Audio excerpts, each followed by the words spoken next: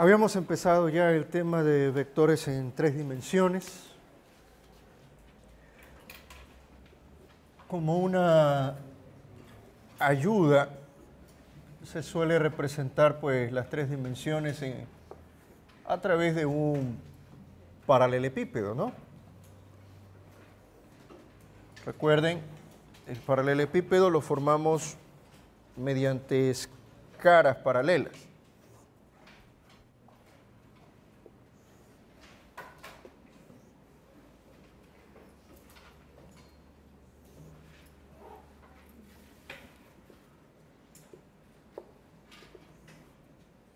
Caras paralelas.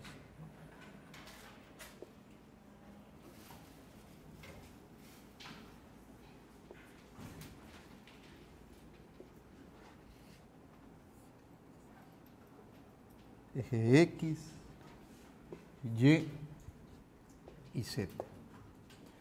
Y se les había a ustedes recomendado de que el espacio que se está representando por medio del paralelepípedo, ustedes lo visualicen justamente en comparación con el aula. ¿Sí? Entonces,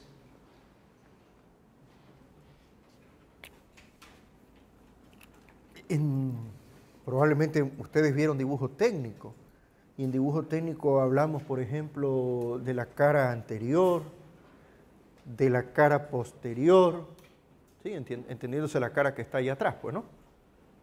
Atrás en la figura. Esa cara posterior en mi gráfica vendría a ser aquí en el aula, ¿qué pared? La que tiene el pizarrón, ¿sí? Repito, en mi gráfica, la pared posterior, la cara posterior, perdón, vendría a ser la pared que contiene el aula en la que nos encontramos, ¿no? Entonces, cara anterior, la que está aquí adelante en mi gráfica, pero esa cara anterior vendría a ser la parte de atrás en nuestro curso, ¿verdad? Necesito que ustedes tengan esa ubicación, esa comprensión en cuanto a este gráfico, para que podamos justamente asimilar los vectores en 3 dimensiones. Hasta la clase pasada, pues se les había indicado de que si hablamos de un vector en 3 dimensiones, y por favor entiéndase que ese vector empezaría en el punto de acá y terminaría en el punto extremo para nosotros en la parte de atrás del curso, ¿no? Un vector que está surcando justamente el lugar donde nos encontramos, por lo tanto, un vector en 3 dimensiones. Ese vector lo habíamos escrito como BXY, BYJ y BZK, en donde cada uno de estos términos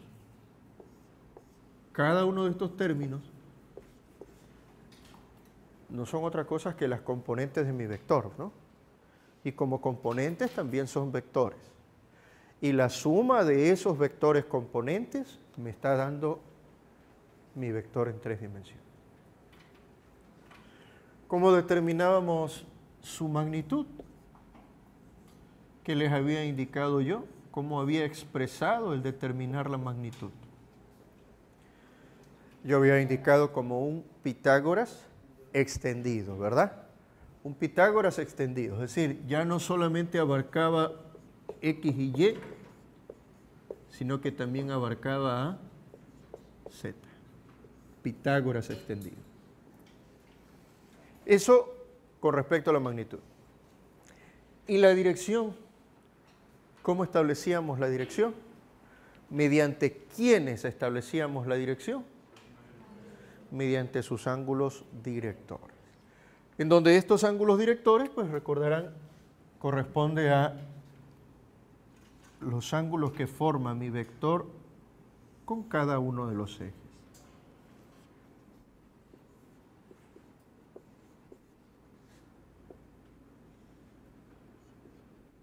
Este ángulo de aquí es gamma. para determinar esos ángulos habíamos deducido el uso de los cosenos directores.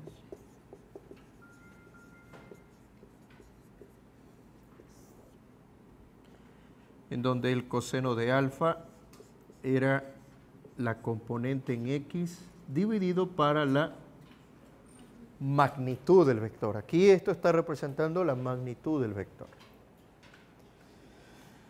Coseno de beta era en cambio la componente en Y para la magnitud del vector. Y finalmente el coseno de gamma, la componente en Y para, perdón, la componente en Z para la magnitud del vector. Y hasta ahí nos habíamos quedado, ¿no? Pero continuemos hablando de la dirección del vector, porque si de dirección se trata, hablemos ahora de vector unitario.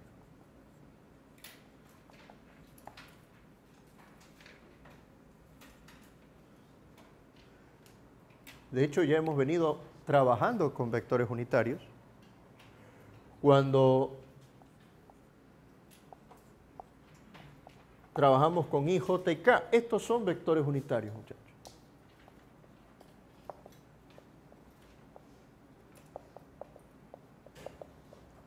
¿Qué denotan esos vectores unitarios? O sea, si yo les digo a ustedes, si yo les pongo menos 5, ¿qué es eso?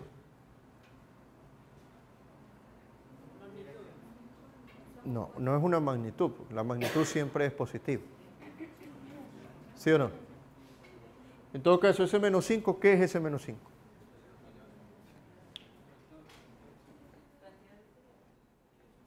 Sencillamente ese menos 5 es un número, podría decirme usted de repente un escalar, si es que lo acompañara de una magnitud, pues no, de una unidad. Pero, ¿qué pasa en el momento en que yo le pongo J? Lo que estoy haciendo, lo que estoy es atribuyéndole una dirección ya. O sea, yo con el ponerle J, yo ya sé pues entonces de que en general esto será un vector que estará dirigido a lo largo del eje de las Y, pero apuntando hacia abajo, ¿no? Si nos vamos por el común, lo convencional en cuanto al eje de las Y. O sea, lo que quiero que ustedes noten es que los vectores unitarios lo que hacen es precisamente indicarnos la dirección del vector. ¿Sí? Entonces, estos vectores unitarios son los que ya nosotros conocemos que están atribuidos a cada uno de los ejes, ¿no? Para el eje X, para el eje Y, para el eje de la Z. Ahora, yo puedo determinar el unitario de un vector, teniendo en cuenta de que estos vectores que expresan dirección, su módulo es igual a la unidad, y de ahí el nombre de vector unitario. El módulo de los vectores unitarios es igual a la unidad. ¿Sí?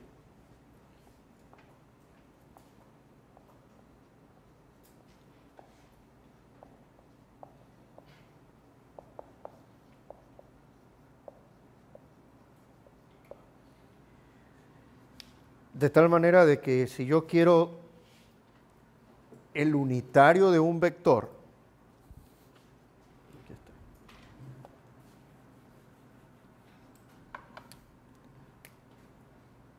Dado un vector, yo quiero el unitario de ese vector.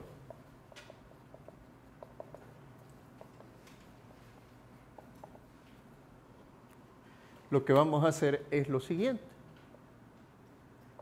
El unitario de un vector será determinado mediante el vector dividido para su correspondiente módulo.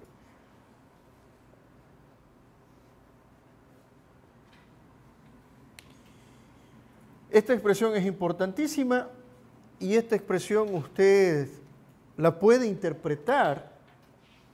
Observen ustedes si yo escribo vector.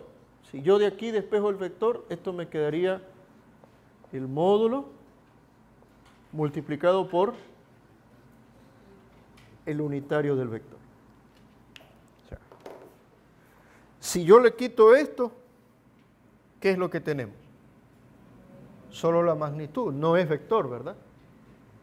Para que sea considerado vector, le hace falta a esta magnitud, le hace falta ¿qué cosa? El unitario. Es decir, le hace falta la dirección. Características que ya nosotros las sabíamos, ¿no? Vector tiene magnitud y dirección. Magnitud y dirección dada por su unitario. ¿Cómo podemos calcular el unitario de un vector? Dividiendo el vector para su módulo.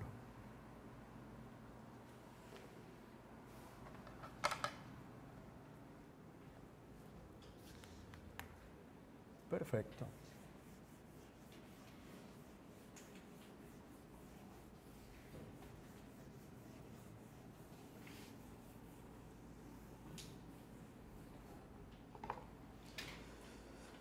Trabajemos entonces con esa expresión del unitario de un vector.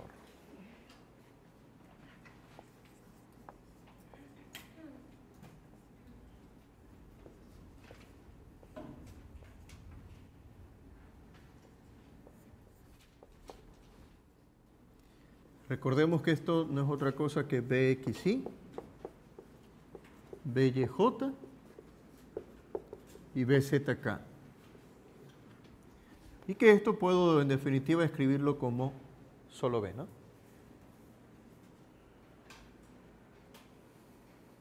Si distribuimos esto, distribuyamos la magnitud del vector, nos quedaríamos entonces con BX sobre B,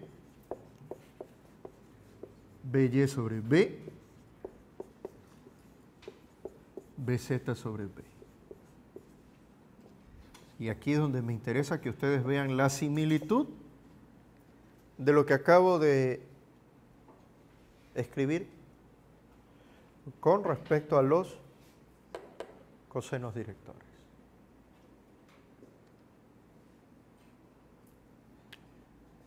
¿Qué es esto que está aquí?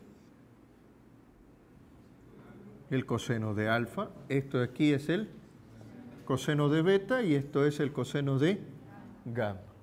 Toma todavía con mayor intensidad el nombre de cosenos directores. ¿Sí? Por medio de los cosenos directores yo puedo establecer, si conozco los cosenos directores, yo puedo establecer el unitario de un vector.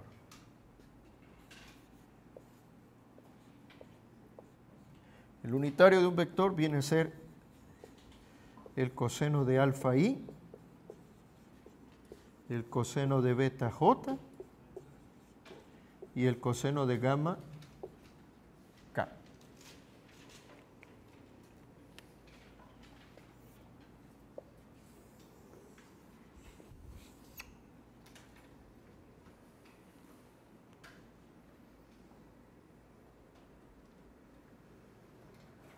O sea, compréndase que si usted tiene el vector en forma cartesiana, usted puede calcular la magnitud y mediante esta expresión usted puede calcular el unitario del vector. Por otro lado, si usted conociera los ángulos directores, entonces si ya conoce los ángulos directores, usted puede expresar al unitario de un vector, lo puede expresar mediante los cosenos directores de esta manera. Esto es lo que llamamos nosotros una combinación lineal. ¿Sí? El coseno de alfa i más el coseno de beta j y más el coseno de gamma k.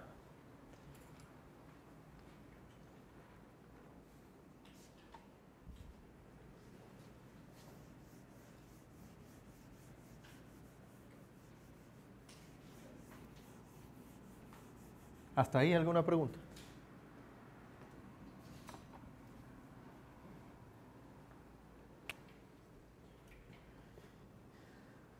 Entonces, si yo a usted le digo, determinemos la magnitud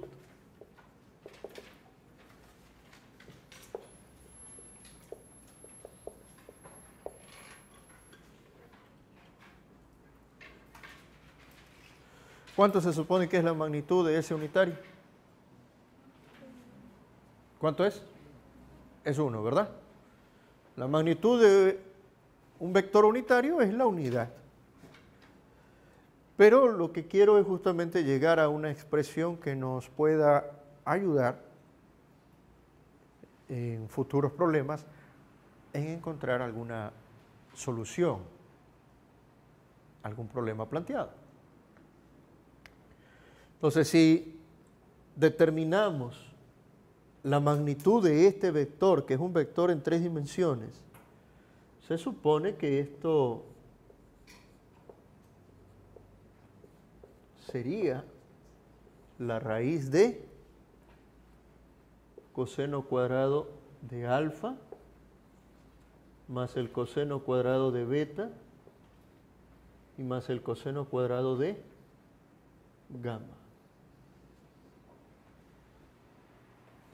Estoy sacando la magnitud de un vector en 3 dimensiones, ¿no?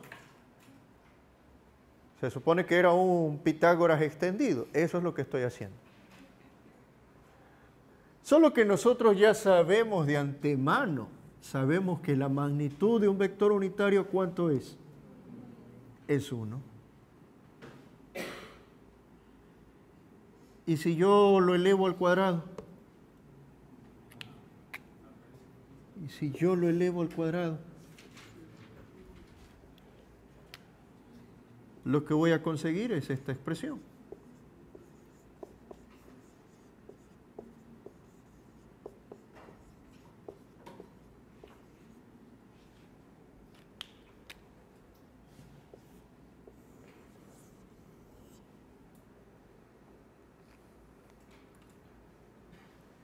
Si de vectores unitarios se trata, si de dirección se trata,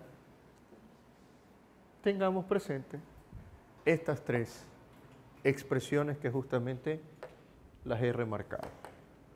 ¿Sí?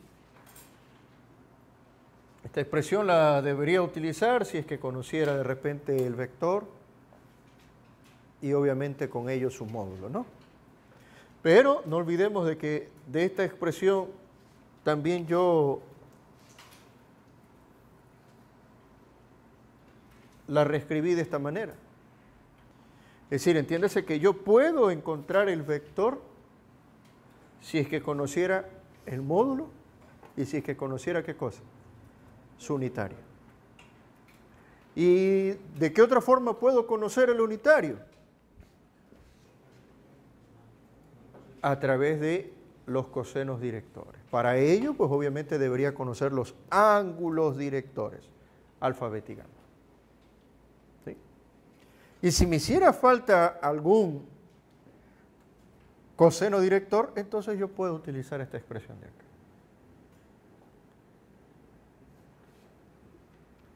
¿Preguntas hasta ahí? Veamos un problema que se adapte a eso de ahí.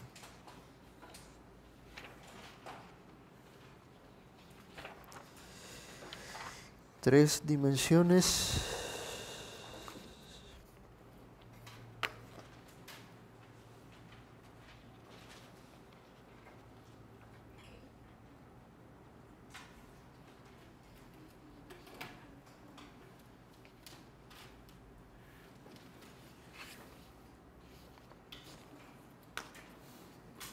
¿Preguntas?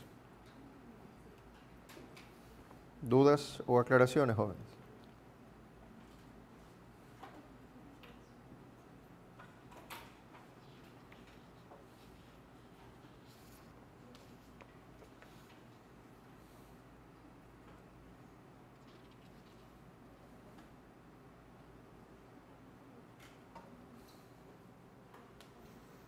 Bien.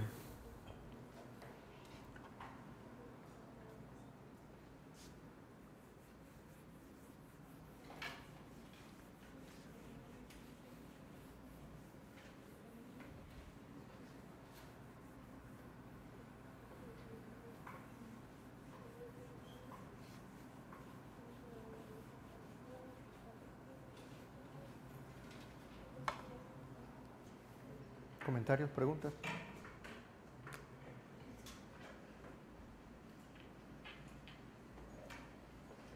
Practiquemos entonces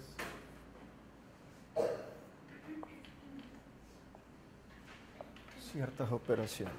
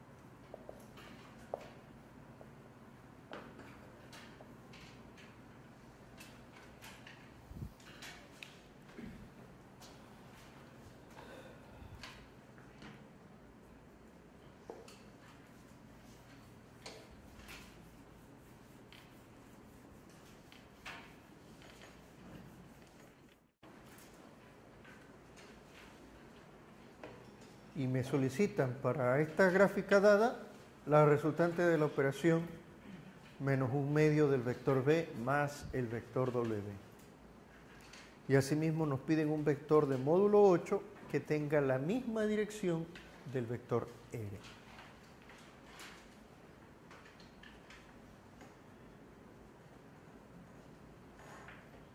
Insisto en que ustedes deberían de esto compararlo con el salón de clase. De tal manera de que puedan darse cuenta de que el vector B es un vector que está contenido en una de las caras, ¿verdad?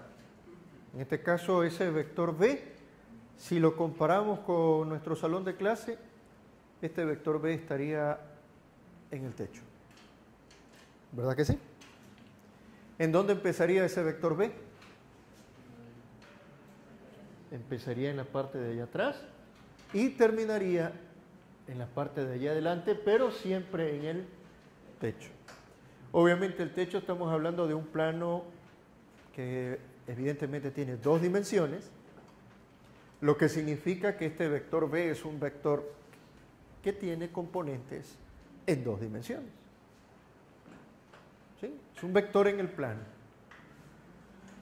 Pero el vector W, en cambio, el vector W, observen ustedes y comparen con el salón de clase, sería un vector que empezaría allá arriba, pero que está terminando allá donde está la puerta abajo, ¿verdad? O sea, es un vector que claramente está surcando el lugar donde nosotros nos encontramos, ¿no? El espacio. Por lo tanto, W es un vector en 3 dimensiones. ¿Cómo vamos a determinar al vector B y al vector W? Atención, por favor, que esta es la parte en que voy a sugerirles algo. Hemos dicho que el vector B es un vector en 2 dimensiones, ¿no? No tiene componente en Z.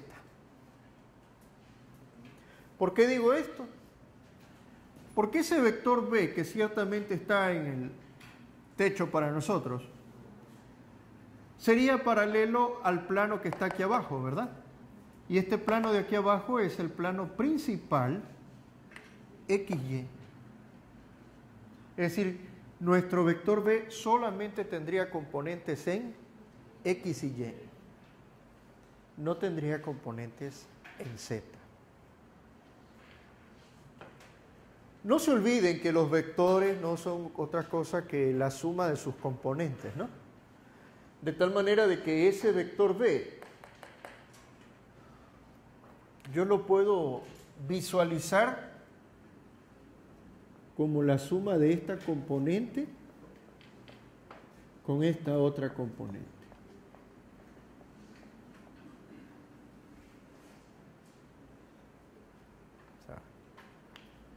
Visualizan aquí un vector. Pero ese vector que estoy señalando estaría a favor o en contra del eje de las X. En contra. Por lo tanto, esa componente sería negativa y de magnitud 8 unidades. O sea que el vector B tendría menos 8i, mientras que esta componente en Y de acá está a favor del eje de las y tendría de magnitud 10 unidades.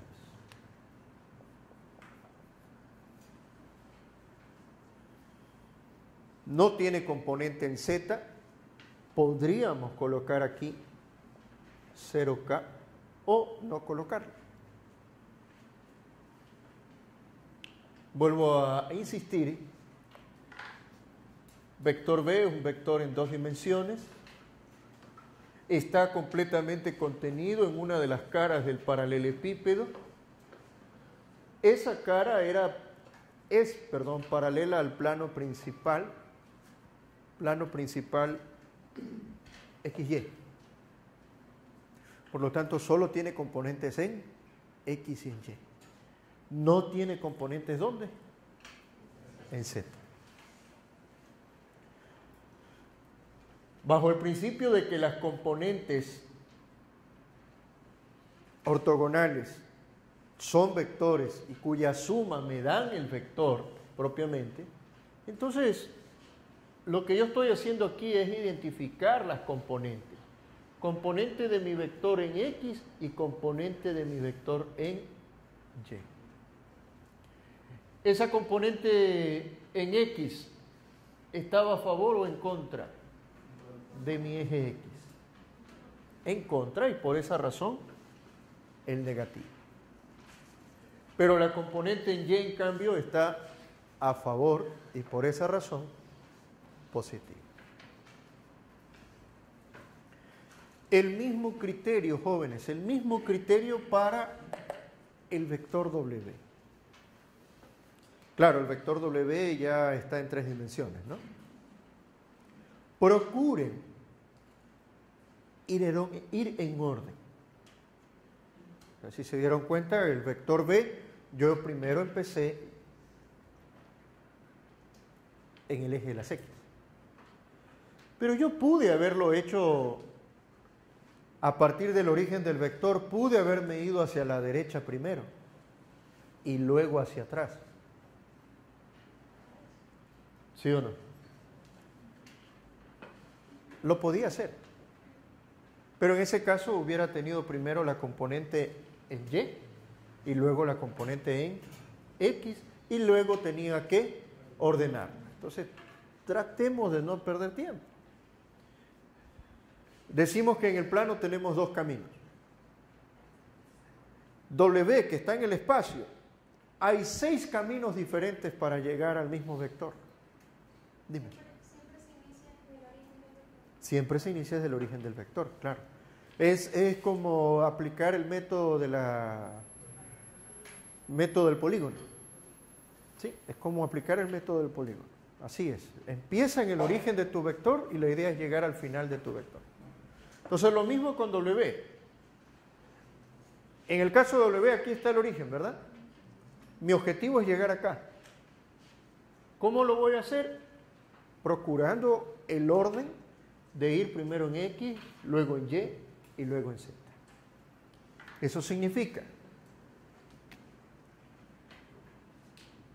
que aquí está el origen, me voy primero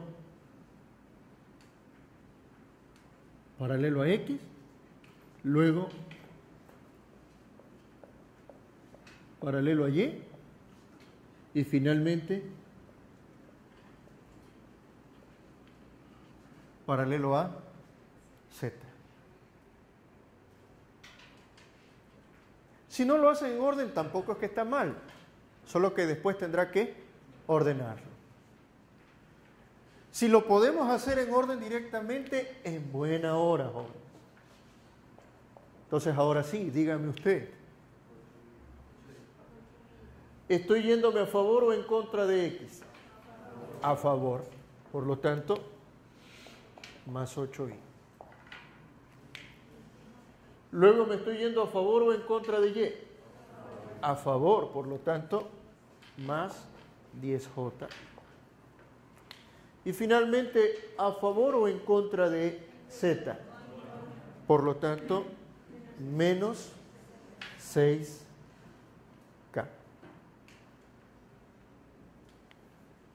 ¿Estamos de acuerdo? ¿Preguntas, dudas o aclaraciones?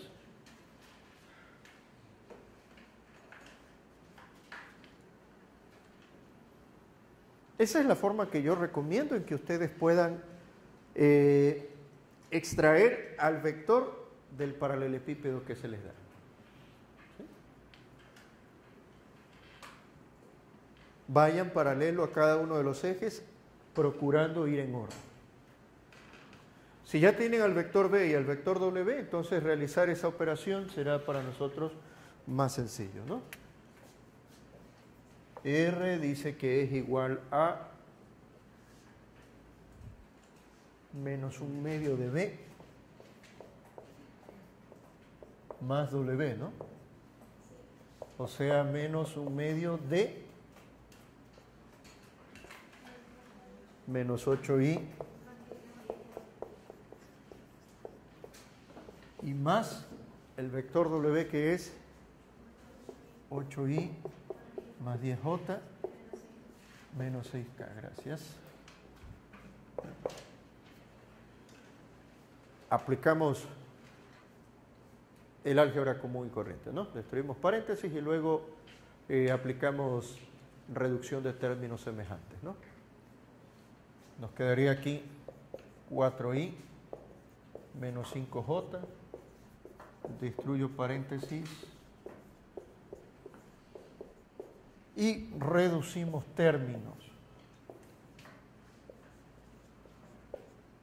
12i más 5j menos 6k.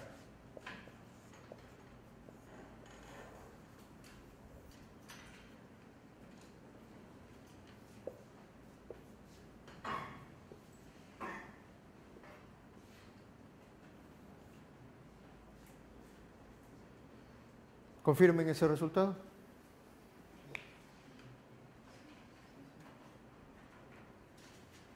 Suficiente con encontrar la resultante ahí, ¿no? Si es que quiero encontrar magnitud, podemos encontrar magnitud. Si es que quiero encontrar dirección, entonces habría que encontrar los ángulos directores, ¿sí? Y ahí, de la forma que está expresado el vector, es decir, en forma cartesiana, tenemos todo, ¿sí?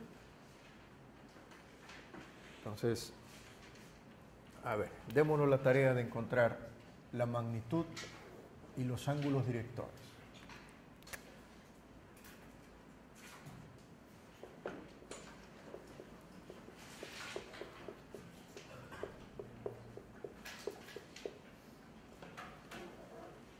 Una extensión de Pitágoras, como ya he indicado antes, y basados en el mismo principio de cuando estuvimos trabajando con vectores en dos dimensiones. Si vamos a sacar la magnitud y cada componente está elevada al cuadrado, no tomemos en cuenta los signos, ¿sí? Para no cometer errores.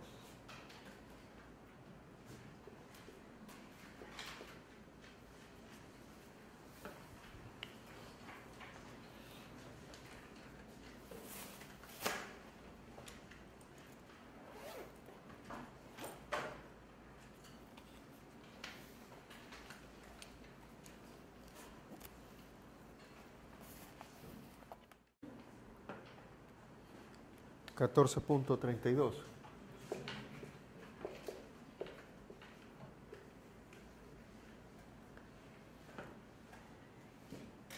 y los ángulos directores, si tomamos como paso previo a los cosenos directores, entonces esto sería Rx para R, ¿no? De tal manera de que alfa sería coseno a la menos 1 de, ojo, esta es la componente en X y ahí sí tenemos que respetar los signos. En este caso sería más 12. Y esto dividido para la magnitud que acabamos de determinar.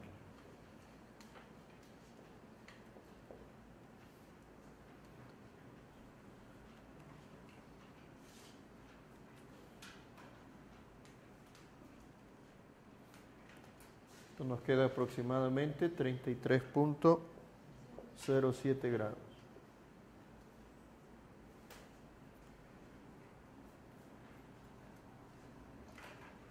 Hacemos lo mismo para beta.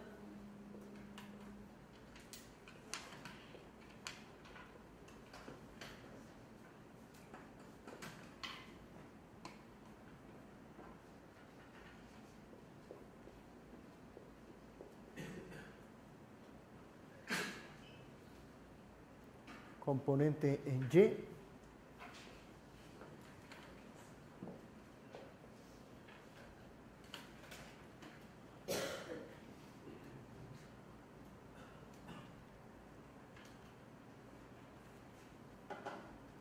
(69.56).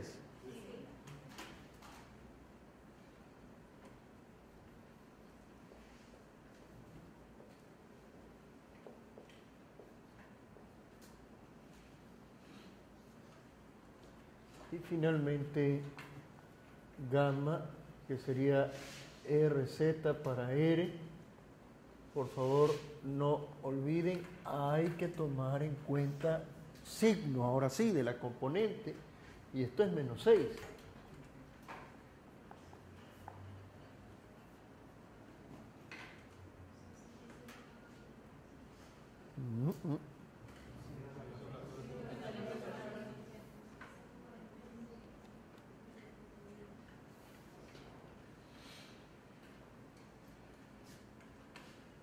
Gamma sería 114.77 grados.